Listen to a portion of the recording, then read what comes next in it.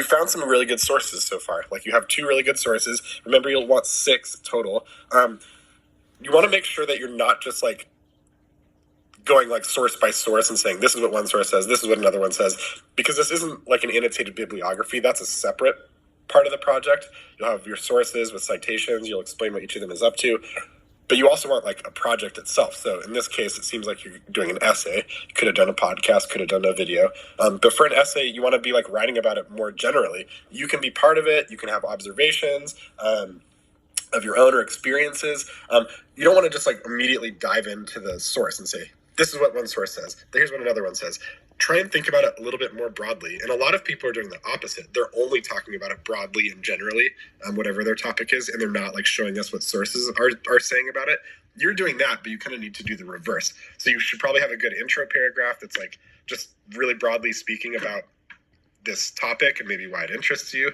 And then you can kind of start going through the sources, make sure you're quoting them. When you do quote them, you want to follow this method that's called a quotation sandwich. I put that in the margins. And kind of just like go through the paragraphs in that way.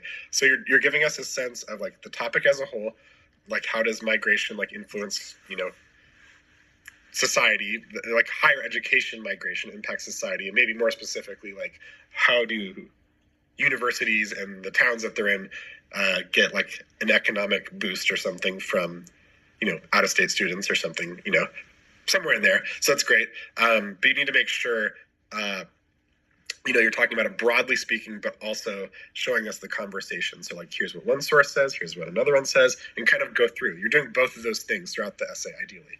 So I don't know how many sources you've found so far, but remember you'll want 3 academic ones, 2 popular ones, and one class text. What the class text is, I'm not totally sure, but probably one of the like real place-based ones, because this is kind of a place-based essay that you're doing. Not everyone's doing that.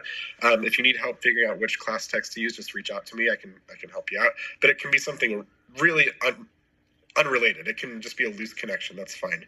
But let me know if you need anything. I think this is a good start. You just have a ways to go. Kind of crank it out. I think you can do it. But yeah, let me know if you have questions. Otherwise, I'll look forward to the final draft. Nice job.